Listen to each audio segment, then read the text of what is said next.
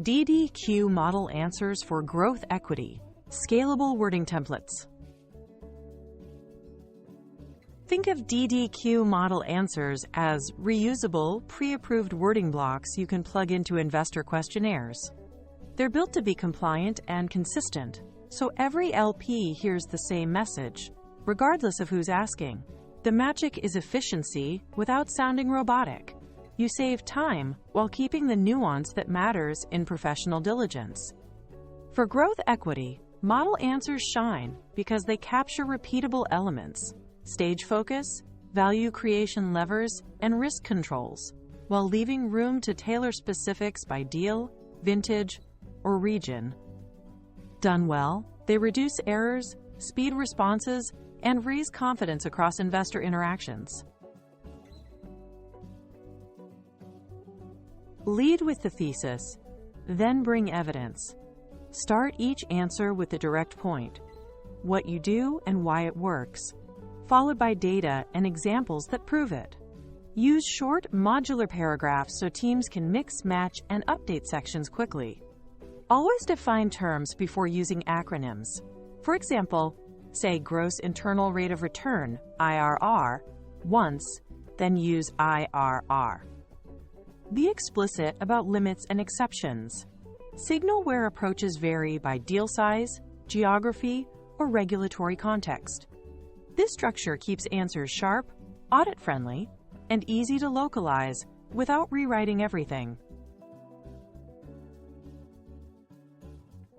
Open with your strategy and the value creation levers you actually use: pricing power, go-to-market, product, or M&A. Then quantify outcomes. Split realized versus unrealized results, so LPs see cash returns versus marks. Provide cohort views by vintage, sector, or geography, and clear PM attribution where relevant, showing who led what and how decisions translated to returns. Don't hide the tough parts. Explain loss ratio, concentration, outliers, and lessons learned. Investors want a narrative that links decisions to numbers and shows disciplined evolution over time. Use clear, repeatable lines that invite easy comparison. Our strategy targets X with a Y-year hold period, focusing on A and B value creation levers. Gross/net IRR and MOIC by vintage are presented below, with realized and unrealized detail. Performance drivers are decomposed into price, revenue growth, and margin expansion, with operating metrics by period. Underperformers reflect causes such as market contraction or execution gaps. Actions taken include leadership changes, cost resets, or exit decisions. These phrases standardize the story while making space for precise numbers. Investors prize clarity. Lay out the management fee schedule by period and base, commitments, invested capital, or NAV. Detail carry mechanics, including the rate, hurdle, catch-up, and waterfall, deal by deal or whole of fund. Specify GP commitment, size, funding method, and timing to show alignment. Disclose offsets, step-downs, and waivers that reduce fees, and clearly separate fund expenses from management company costs. The goal is a plain English map of who pays what, when, and why. No surprises, no footnote traps. Management fees: A% on commitments during the investment period, then B% on NAV thereafter. Carry C% over a D% hurdle, with E% catch-up, whole of fund waterfall. GP commitment: F% of total commitments, funded in cash at first close, and pro rata thereafter. Fund expenses include audit, tax, administration, custody, and portfolio monitoring. Excluded are placement fees, GP overhead, and non-fund marketing. These lines are direct, comparable, and easy to localize with the exact figures from your LPA. Focus on materiality at the scaling stage.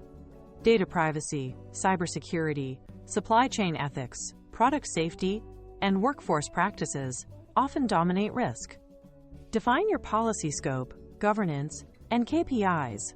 Who owns ESG? What gets measured? And how it links to value creation. Describe the diligence, onboarding, and monitoring cadence. Pre-close assessment, post-close 100-day plan, quarterly reviews. Include incident escalation and reporting thresholds so LPs know when and how they'll be informed. Growth equity ESG is about reducing downside while enabling responsible, faster scaling. We assess material ESG using Framework X, tailored to sector and stage. Post-close, a 100-day plan sets KPIs across data security, human capital, and governance, with targets owned by management. We maintain board-level ESG oversight with a quarterly cadence and documented action items. We issue an annual ESG report and provide incident updates within 72 hours for defined thresholds, including cyber events and regulatory notices. These phrases show process, accountability, and timing, exactly what LPs need to evaluate risk and progress.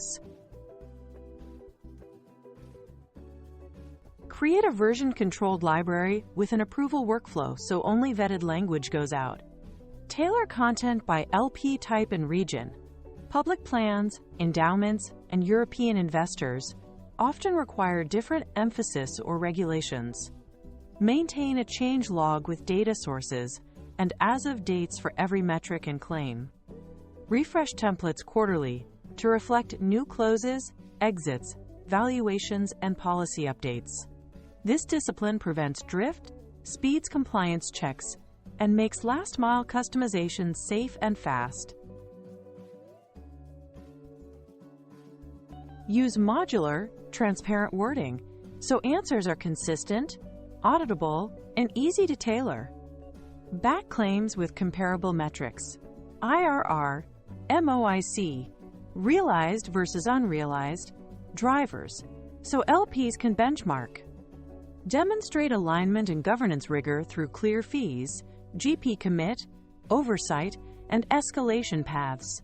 Update and adapt for each LP, tracking versions and sources so every response is current, accurate, and on message. With these habits, your DDQ model answers become a trust-building asset, not just paperwork.